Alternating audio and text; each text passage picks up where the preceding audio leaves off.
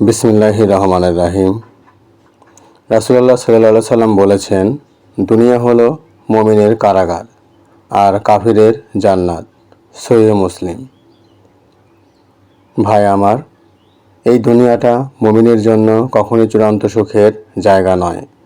মুমিন এখানে অনেক কিছু চাইতে পারে, অনেক কিছু স্বপ্ন দেখতে পারে, কিন্তু সব কিছুই সীমাবদ্ধ। কারণ সে জানে দুনিয়ার সুখ সাময়িক, কিন্তু আখিরাতের সুখ চিরস্থায়ী। যেমন একজন বন্দি কারাগারে সীমাবদ্ধ জীবন কাটায়, ঠিক তেমনই একজন মুমিন দুনিয়ার নিজের নফস, শয়তান ও হারাম কামনা থেকে নিজেকে আটকে রাখে।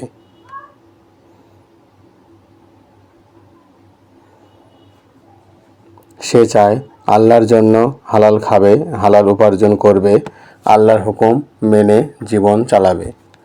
এই কষ্টই আসলে তার জন্য পরীক্ষা, যা তাকে জান্নাতের মহাসুখে পৌঁছে দেবে। অন্যদিকে একজন কাফিরের জন্য এই দুনিয়া হলো জান্নাত। সে দুনিয়ায় যা খুশি করে, যে বিলাসিতা চায় ভোগ করে, কিন্তু আখিরাতে তার জন্য অপেক্ষা করছে শাস্তি।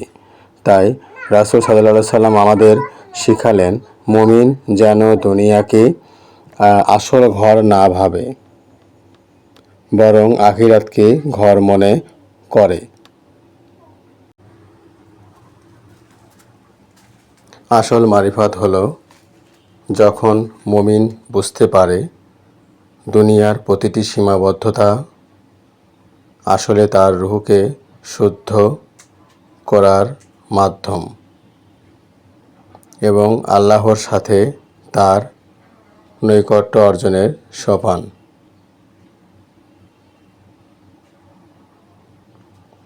তাই ভাই, দুনিয়ার কষ্ট পেলে হতাশ হবেন না। জেনে রাখুন, এটাই আপনার কারাগার, কিন্তু মুক্তির পর অপেক্ষা করছে জান্নাতের অসীম সুখ।